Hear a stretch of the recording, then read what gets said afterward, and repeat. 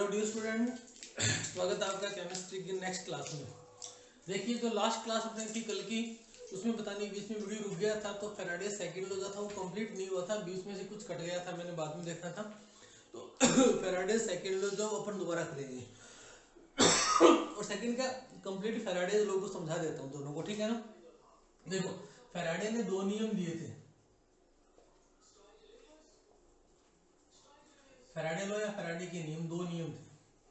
पहला नियम और दूसरा। फैराडे जो फर्स्ट लॉ है वो काम करता है, देखो फैराडे का जो प्रथम नियम है उसमें हम क्या करते हैं,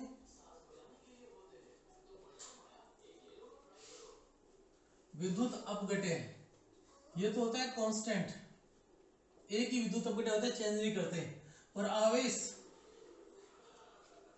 क्यू, इसमें क्या करते हैं, परिवर्तन करते हैं, ठीक है ना। तो आवेश क्यू, इसमें क्या करते हैं, परिवर्तन। सेकंड लॉ में क्या होता है, आवेश क्यू ये है कांस्टेंट और विद्युत अपघटन ये हम क्या करते हैं, परिवर्तन। सीधी सी बात है, एक ही विद्युत अपघटन में भिन्न भिन्न आवेश पे जब अध्ययन करेंगे तो पहला नियम है, और एक ही आवेश पे भिन्न भिन्न विद्युत अपघटन का अध्ययन करेंगे तो ये कौन सा नियम हो गया, दूसरा नियम हो गया।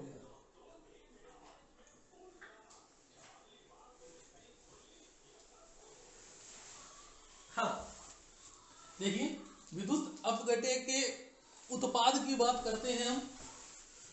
फैराडे ने क्या किया था, विद्युत अपघटन के उत्पाद की बात की थी कि कहीं भी विद्युत अपघटन का जब विद्युत अपघटन किया जाता है तो कितना उत्पाद प्राप्त होता है, W हमने देखा था, ठीक है ना। तो क्या कहते हैं कि विद्युत अपघटन के उत्पाद की बात, यदि एक ही विद्युत अपघटन के लिए अलग अलग आवेश पे देखते हैं तो पहला नियम लागू होता है, और एक ही आवेश पे अलग अलग विद्युत अपघटन के लिए देखते हैं तो कौन सा नियम लागू होता है, दूसरा, ठीक है ना। यहाँ शॉर्ट में समझा रहा हूं, हमने एक विद्युत अपघटन लिया, इसमें इलेक्ट्रोड लगाए और विद्युत धारा प्रवाहित की,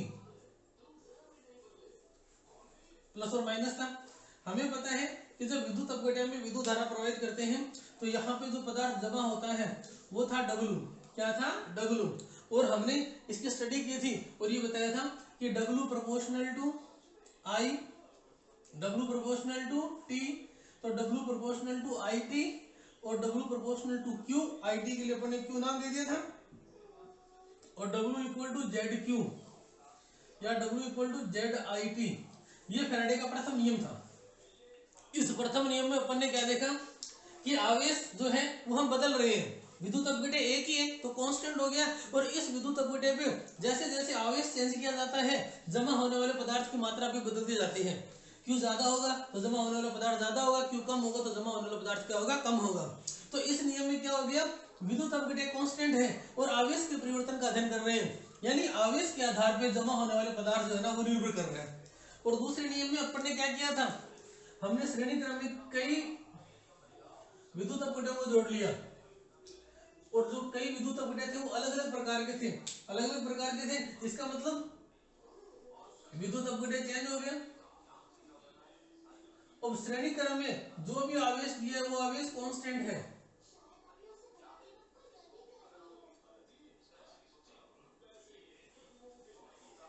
ये क्यू कांस्टेंट है, जितना इसको मिलेगा उतना सबको मिलेगा। हमने कोई क्यू दे दिया,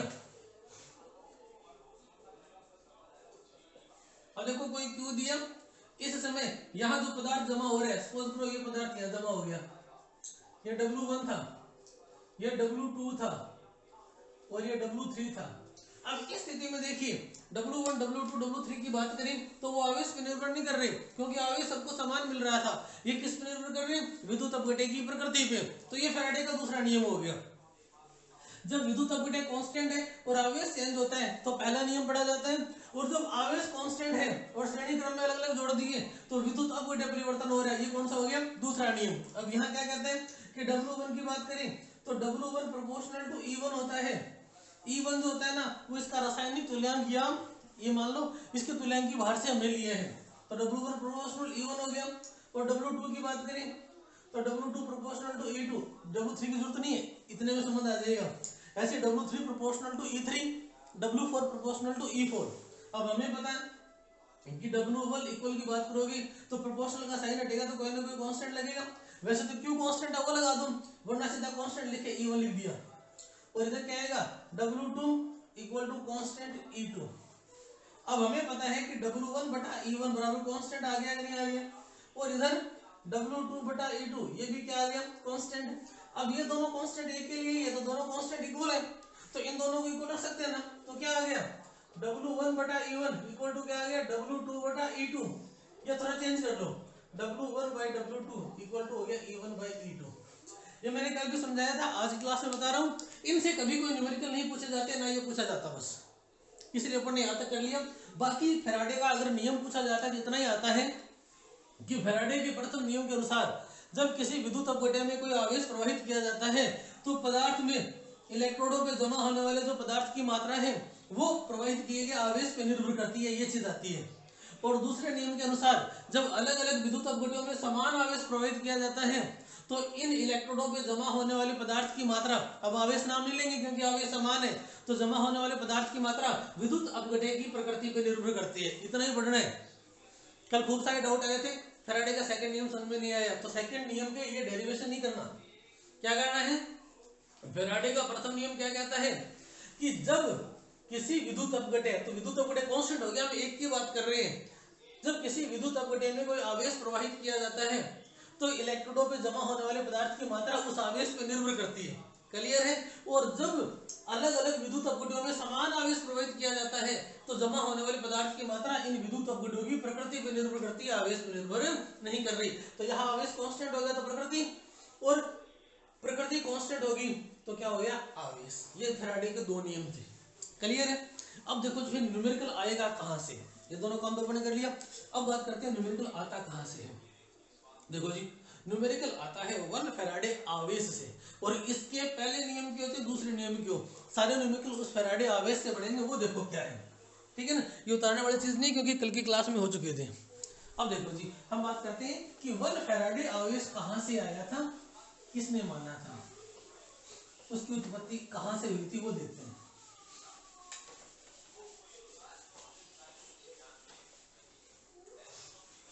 हाँ जी, 1 फैराडे आवेश कहां से आया था वो देखो,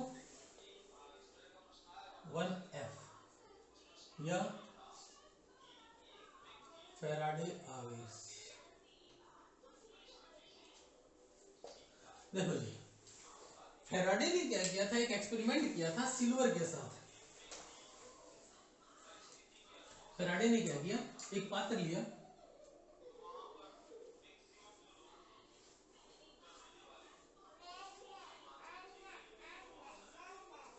और इस पात्र में 2 इलेक्ट्रोड लगा दिए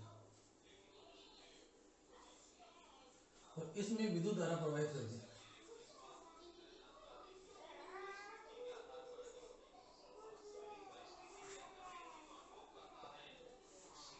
ठीक है ना, विद्युत धारा प्रवाहित कर दी, और ये आपका जो था विद्युत अपघटन था। अब फैराडे ने क्या लिया, जो विद्युत अपघटन लिया वो लिया था सिल्वर का। सिल्वर का विद्युत अपघटन जब भी लोगे उसमें सिल्वर प्लस आयन होंगे, Ag प्लस आयन। क्या होंगे, Ag प्लस आयन। अब देखो जी, ये वाला प्लस है, ये वाला माइनस है। प्लस को अपन ने क्या कर दिया एनोड, और माइनस को क्या दे दिया कैथोड, इनके नाम होंगे। अब देखो जी, ये जो विद्युत अपघटन था ये AgNO3 का था या कोई भी Ag का और कोई आयन था, लेकिन जो भी था उसमें Ag आयन था। अब जैसे ही हम बात करें कि जैसे ही हमने विद्युत धारा प्रवाहित की, हमें पता है कि सारे जो प्लस आयन है वो कहाँ जाएंगे कैथोड की ओर, और सारे माइनस कहाँ जाएंगे एनोड की ओर। एनोड पे क्या स्टार्ट हो जाएगा ऑक्सीकरण, और कैथोड पे क्या स्टार्ट हो जाएगा अपचयन। ठीक है ना। हम बात करते हैं कैथोड की, क्योंकि फैराडे आवेश कैथोड से व्युत्पन्न हुआ था। अब देखो जी,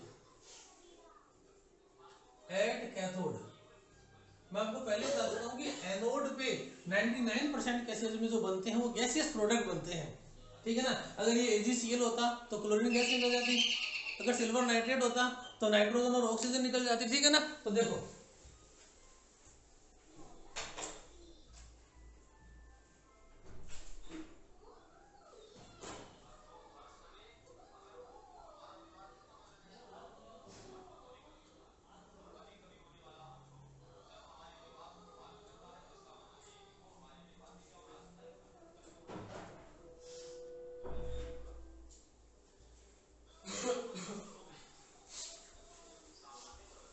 हाँ जी, हमने क्या ले लिया, Ag का कोई भी विद्युत अपघटन ले लिया। तो उसमें देखो Ag जो वो प्लस था, Ag प्लस था, वो कैथोड की ओर जा रहा है, और जो भी माइनस था वो एनोड की ओर जा रहा है। हम इस प्लस की बात करते हैं, होगा क्या, at cathode Ag plus aqueous ion है, ये जैसे यहां जाएगा, यहां आके एक इलेक्ट्रॉन लेता है, और एक इलेक्ट्रॉन लेके किस में चेंज हो जाएगा, Ag सॉलिड चेंज हो गया ना, और ये Ag सॉलिड जो है वो यहीं जमा हो जाएगा।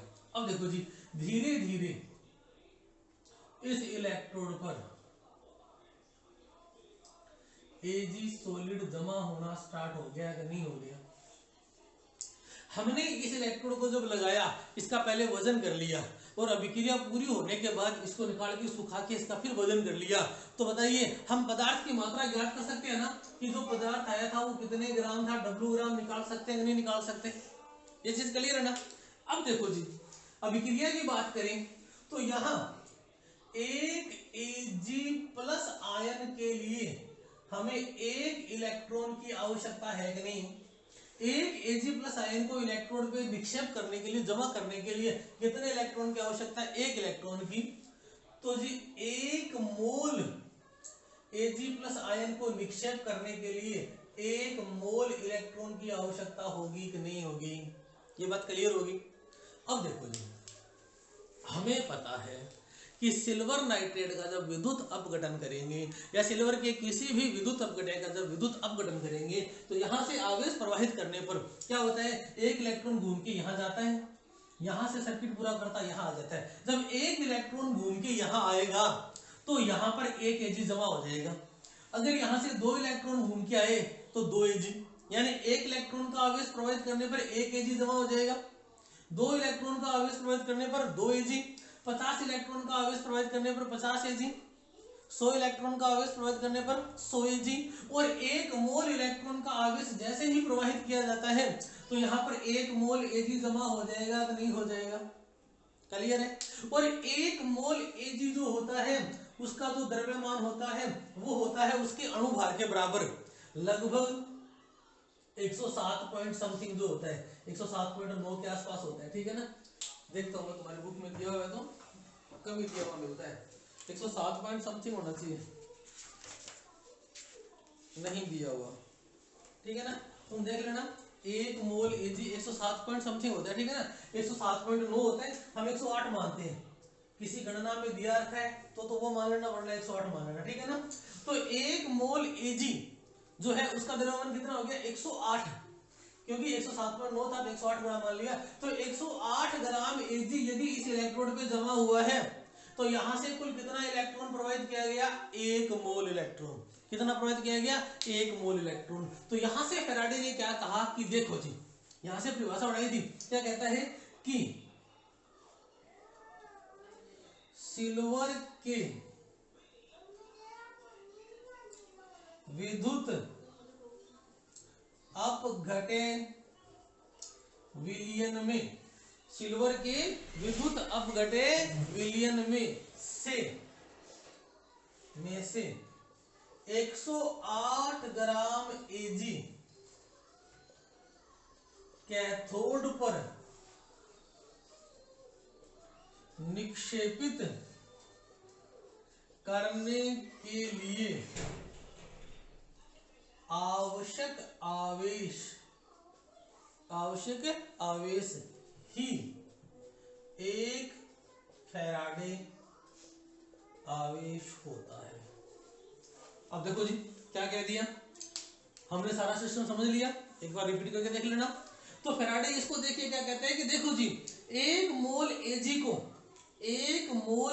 को यानी 108 ग्राम, तुम एग्जैक्ट लिखना चाहो तो बुक में देख लिखना 107.9 है, कितने, तो एक मोल Ag को या 108 ग्राम Ag को उसके विद्युत अपघटन विलयन से कैथोड पे निक्षेपित करने के लिए जो आवश्यक आवेश है वो क्या है, एक फैराडे।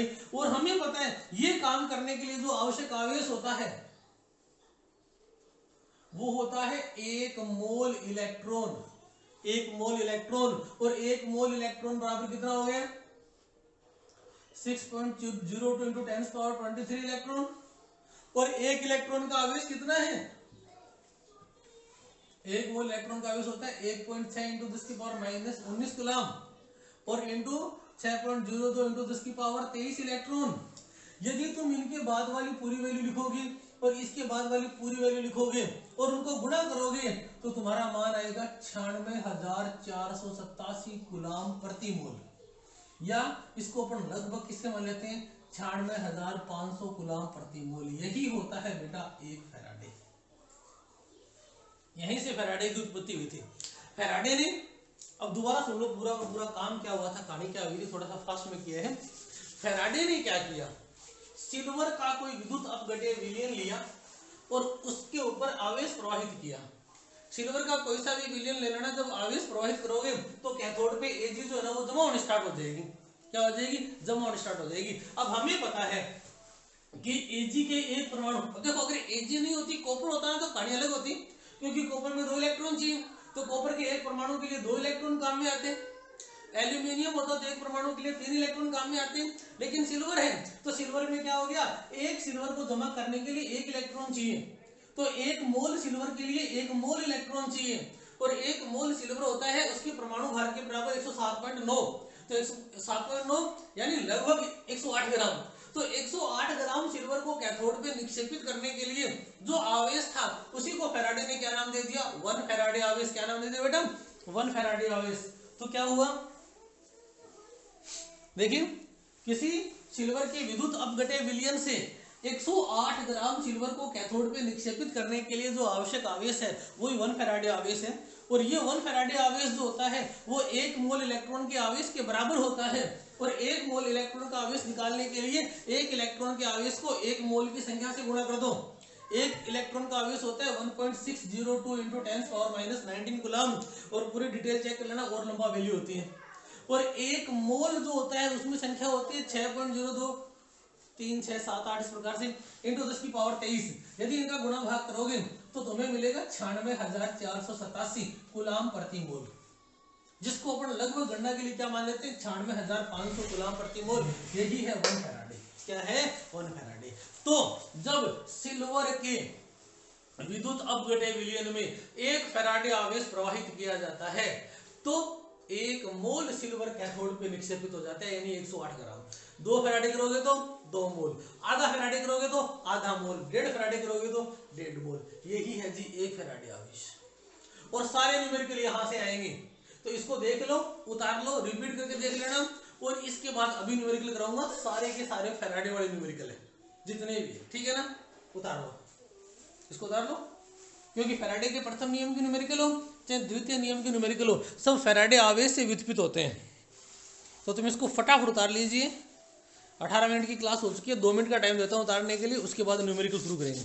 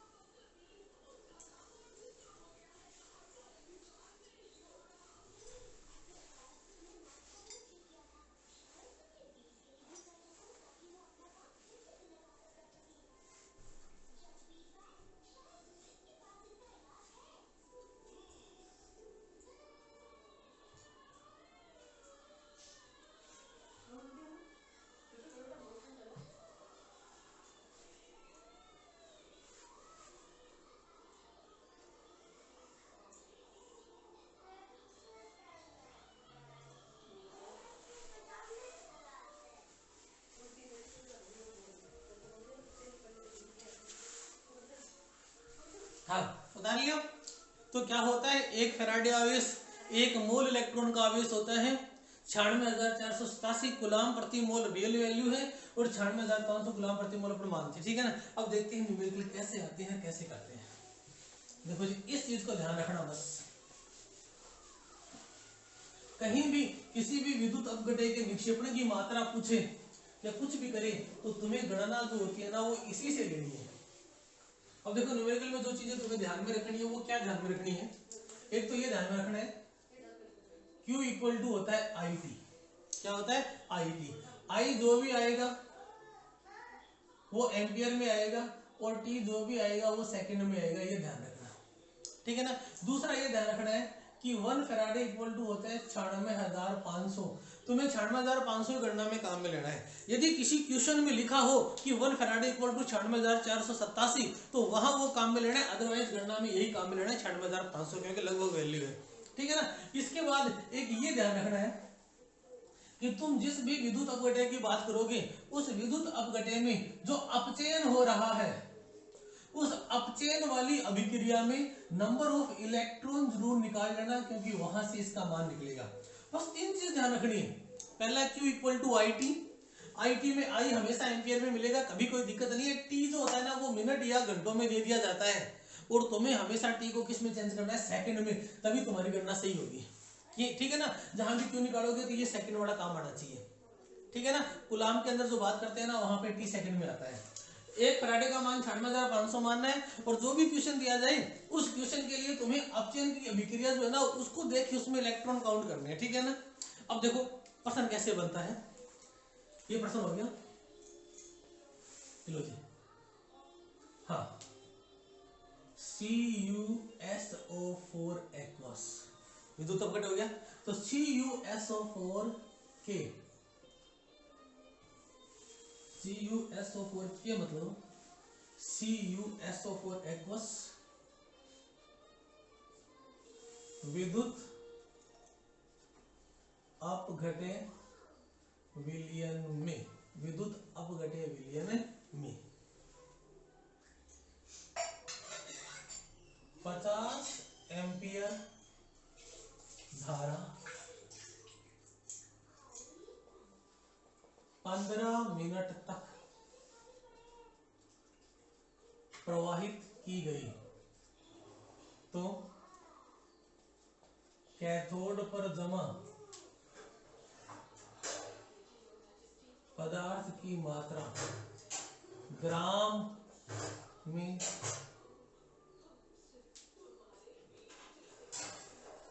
ज्ञात कीजिए। देखो अक्सर ग्राम में मिलता है, कभी कभार मोल में भी आ सकता है, और ऐसे आ जाए कि पदार्थ की मात्रा ज्ञात कीजिए तो आपको ग्राम में निकालना है, ग्राम में देख है तो ग्राम में निकालना है, पूछा जाए कि मोल तब मोल में निकालोगे, ठीक है ना। बाकी यही मिलता है।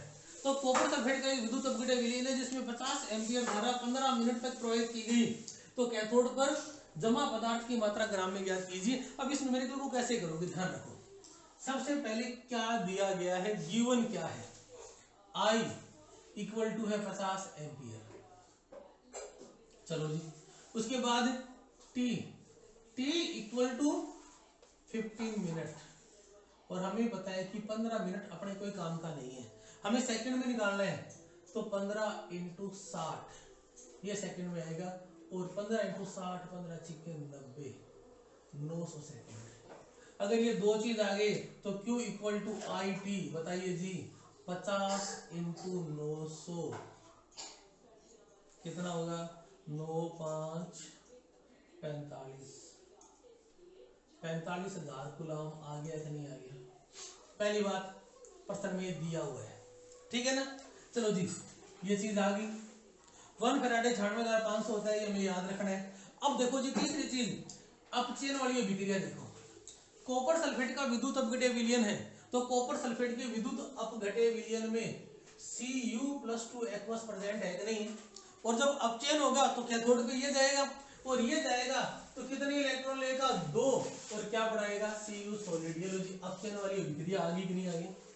अपचयन वाली अभिक्रिया में नंबर ऑफ इलेक्ट्रॉन कितने हैं, 2, कितने हैं, 2। यानी यहां से तुम सोचो कि एक कॉपर के लिए हमें 2 इलेक्ट्रॉन की जरूरत है, तो 1 मोल कॉपर के लिए 2 मोल इलेक्ट्रॉन की जरूरत होगी कि नहीं होगी? होगी ना। और 1 मोल कॉपर होता है 63.5 ग्राम। ये चीज तुम्हें क्वेश्चन में दी हुई होगी कहीं कि कॉपर का परमाणु द्रव्यमान 63.5 ग्राम है या 63 ग्राम है या 63.7 ग्राम है, जो भी है। मैंने दे दिया कि 63.5 ग्राम। ये लो जी, प्रश्न में दे दिया कॉपर बराबर है 63.5 ग्राम प्रति मोल। ये इसका अणुभार है, ठीक है ना। तो 1 मोल कॉपर का द्रव्यमान 63.5 ग्राम होता है। तो 63.5 ग्राम कॉपर के लिए 2 मोल इलेक्ट्रॉन यानी 2 फैराडे आवेश की जरूरत होगी कि नहीं होगी? 1 मोल इलेक्ट्रॉन का आवेश 1 फैराडे होता है, तो 2 मोल इलेक्ट्रॉन के कितना हो गया? 2 फैराडे। यहाँ आधा इलेक्ट्रॉन होता तो आधा फैराडे, 3 इलेक्ट्रॉन होते तो 3 फैराडे, 4 इलेक्ट्रॉन होता तो 4 फैराडे। आ गया ना? बस अब आपके पास सब कुछ आ गया। अब हमें रिलेशन निकालना है, ठीक है ना। देखो, अगर 2 फैराडे आवेश होता तो कितना कॉपर प्राप्त होता? 63.5। ये एक नॉन वैल्यू है जो दी हुई है, ठीक है ना। प्रश्न में देखो, ये है ग्राम में मात्रा, ये है आवेश। हमें संबंध पता है कि इस आवेश के साथ इतना ग्राम होता है या इस ग्राम से इतना आवेश होता है। तुम प्रश्न में देखो क्या दिया है, क्या पूछा है? आवेश देके ग्राम पूछा है या ग्राम देके आवेश पूछा है? प्रश्न में आवेश दिया है, ग्राम पूछा है। ये चीज दी हुई है, ये पूछी गई है। तो ऐसे स्टार्ट करो। कैसे करोगे? हम जानते हैं कि वी नो दैट, कोई फॉर्मूला नहीं याद करना, कोई फॉर्मूला रटा नहीं मारना, बनाना है फॉर्मूला। हम जानते हैं कि यदि 2 फैराडे यानी 96,500 इंटू 2 कूलाम आवेश प्रवाहित करते तो जमा कॉपर कितना होता? 63.5 ग्राम। अच्छा जी, 2 फैराडे को मैंने कूलाम में लिया, या कूलाम में ले लूं।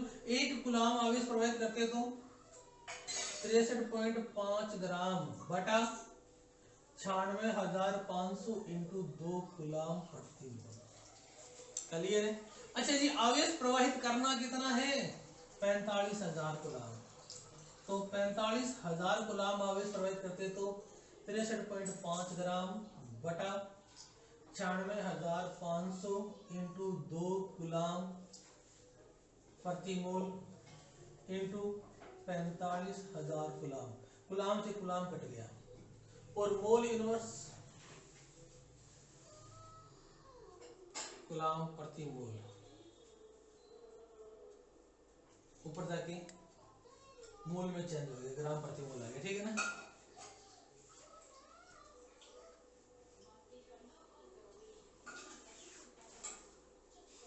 हाँ, इतना कर लिया। हाँ, इसको सोल्व करोगे तो ये 45,000 कूलाम पे कितना जो पदार्थ मिलेगा वो हमें प्राप्त हो रहा है कि नहीं हो रहा? सोल्व करना है। 96,500 इंटू 2 63.5 और इस चीज को यहाँ पे निकाल लेना।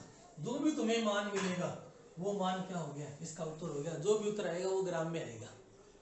इसमें आएगा ग्राम में। कूलाम इस इनवर्स इसको रखो, ये साथ में नहीं लेना अपने को। कूलाम मोल इनवर्स कूलाम है, अब इसको कूलाम में लेना। 2 फैराडे आवेश ये लीजिए।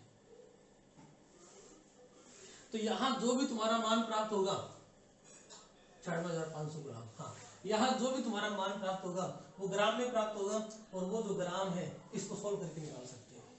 तो मेरे को समझ में आ गया। तुम्हें सबसे पहले ये चीज सोल्व करनी है जो दे रखी है, ये या तो क्यों मिलेगा या यहाँ पे ग्राम में कोई मान आएगा। फिर ये वाला संबंध निकालना है और यहाँ से निकालना है। देखो, अगर ग्राम दे के कूलाम पूछे तो उल्टा कर देना, पहले ग्राम देना फिर कूलाम बताना, और कूलाम से ग्राम पूछे तो कूलाम से क्या करना? ग्राम निकालना। ये समझ हो गया, ठीक है ना। इसको निकाल के इसका मान निकाल लेना, मेरे को बताना, फिर दूसरा निकल देता हूँ तुमको।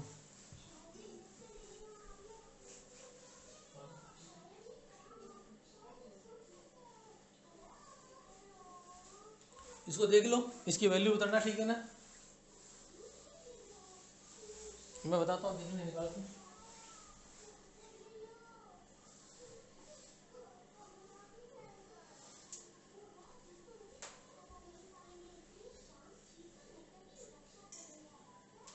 वैल्यू आएगी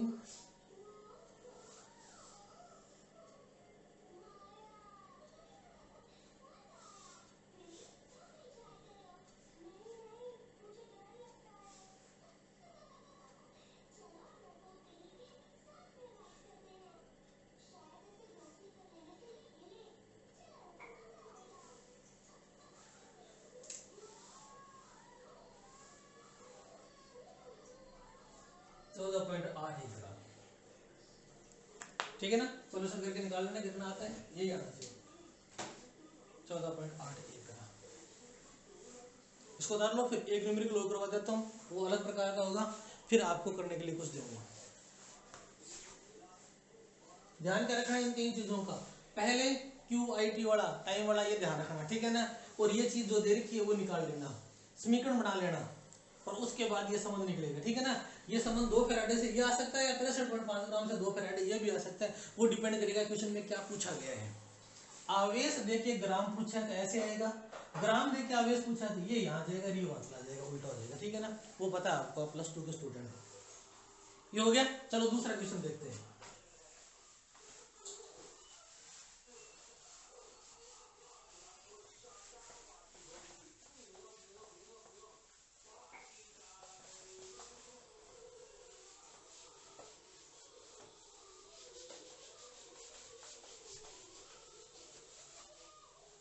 कॉपर के लिए, ठीक है ना। देखो क्वेश्चन,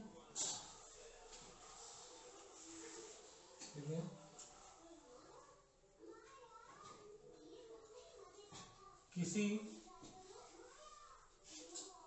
कॉपर सल्फेट के विद्युत अपघट्य विलयन में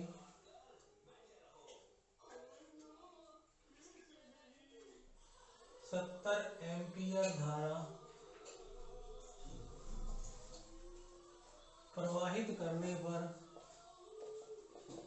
70 एम्पियर धारा प्रवाहित करने पर बता रहा हूं कितना आएगा।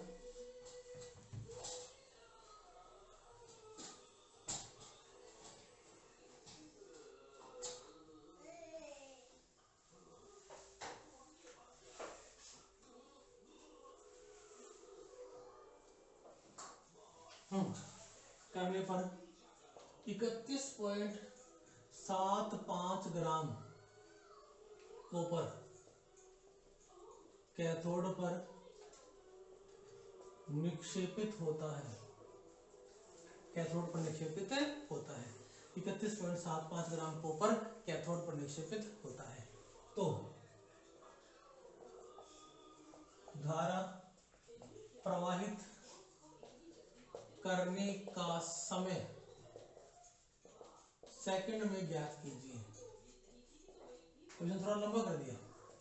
क्या है, ये बता रहे हैं कि इतनी धारा प्रवाहित की हमने, 70 एम्पीयर धारा प्रवाहित की, तो कॉपर पे कैथोड पे कितना कॉपर जमा हो गया, 31.75 ग्राम। अब ये क्या कहते हैं कि धारा प्रवाहित करने का समय सेकंड में ज्ञात कीजिए। देखो जी, हमें ये निकालना है सबसे पहले कि Q कितना होगा, क्योंकि 31.75 ग्राम हमें जमा होने वाले पदार्थ की मात्रा पता चलेगी, इससे हम Q निकाल लेंगे। और Q निकालने के बाद I दे रखा है तो T नहीं निकाल सकते क्या, T सेकंड में आएगा, मिनट में पूछा तो मिनट में निकाल देंगे, ठीक है ना। तो देखो जी, सबसे पहले जो गिवन है वो देखो, सबसे पहले गिवन W दे रखा है 31.75 ग्राम, उसके बाद I दे रखा है 70 एम्पियर, T हमें फाइंड आउट करना है। क्लियर है, चलो जी, इतनी वैल्यू दे रखी है। अब मैंने कहा था कि इसके बाद तुम्हें जो फॉर्मूला चाहिए वो सारी चीजें कहां से निकलेगी, इसकी अपचयन वाली समीकरण से। कॉपर आयन प्लस में 2 electron equal to Cu solid, यानी एक कॉपर के लिए 2 इलेक्ट्रॉन, 1 मोल कॉपर के लिए 2 मोल इलेक्ट्रॉन यानी 2 फैराडे, और 1 मोल होता है 63.5 ग्राम, तो 2 फैराडे। संबंध आ गया कि नहीं आ गया। अब की बार पीछे वाले क्वेश्चन में तो क्या था, आवेश देके द्रव्यमान पूछा था, अब की बार द्रव्यमान दे रखा है, आवेश पूछा है, तो यहां से निकाल लेंगे, ठीक है ना। संबंध कैसे बनाएंगे, we know that 63.5 gram copper निक्षेपित करने के लिए आवश्यक आवेश बराबर कितना होता है रे, 2 फैराडे। या तुम 2 फैराडे की जगह क्या लिख लो, कूलाम में निकाल लो, 96,500 × 2 कूलाम। अच्छा जी, 1 ग्राम के लिए 96,500 इंटू 2 कूलम बटा 63.5 ग्राम। हमें कितने ग्राम के लिए निकालना है? 31.75। 31.75 ग्राम के लिए 96,500 इंटू 2 कूलम बटा 63.5 ग्राम 31.75 ग्राम। ग्राम से ग्राम काट दो। 31.75 से 63.5 ग्राम को काटोगे तो ये आ जाएगा 2। इसका दोगुना ही 2। अब 2 से 2 काट दो, कितना मिला? 96,500 कूलम। 96,500 कूलम जो वैल्यू आई है वो किसकी आई है? क्यू की। क्यू कितना है? 96,500 कूलम। क्यू बराबर होता है आई टी। तो आई बराबर क्या होगा? Q upon T. ये तो सूत्र है। क्यू इक्वल टू क्या होता है? I T. क्यू है आई पता है तो टी निकालना है। टी इक्वल टू क्या होगा? Q upon I. ऐसा ही कुछ होता है क्या? निकाल लो तुम। आई आपको दे रखा है, 1 मिनट। टी निकालना है, टी निकालना है, टी निकालना है तो क्यू अपॉन आई। क्यू है 96,500 अपॉन आई है 70।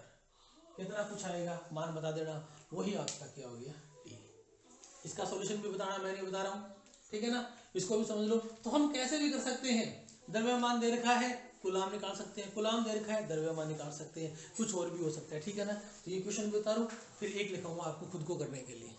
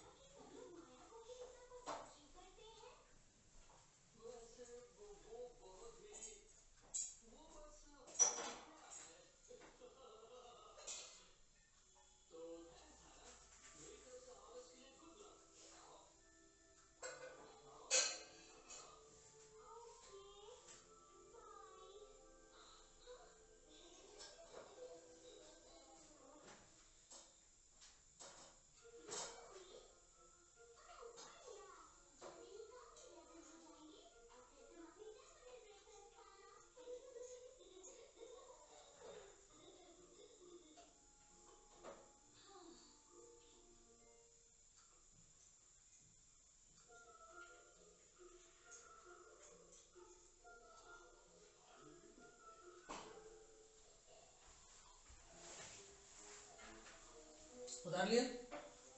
ठीक है, एक क्वेश्चन और लिखता हूँ, इसका जवाब बताना मेरे को कमेंट बॉक्स में, ठीक है ना? कितना आता है?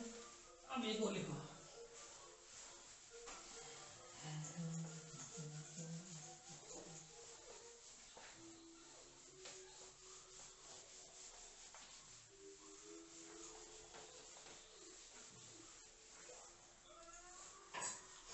नेक्स्ट क्वेश्चन, कॉपर सल्फेट का करते हैं, ठीक है ना? कॉपर सल्फेट विलयन में, कॉपर सल्फेट विलयन में 6.5 ग्राम कॉपर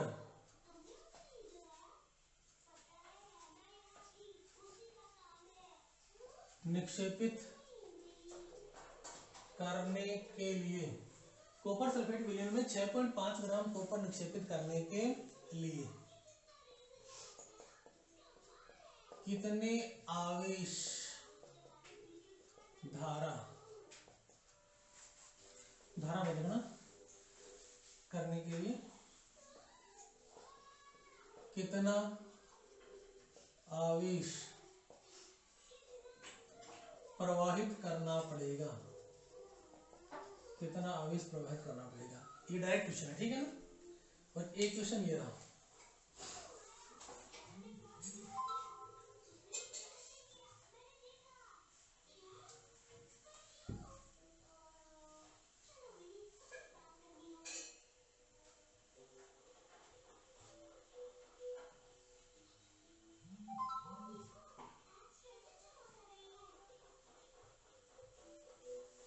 हाँ एक और क्वेश्चन लिखिए। 19.5 ग्राम कॉपर निक्षेपित करने के लिए 300 एम्पियर 300 एम्पियर धारा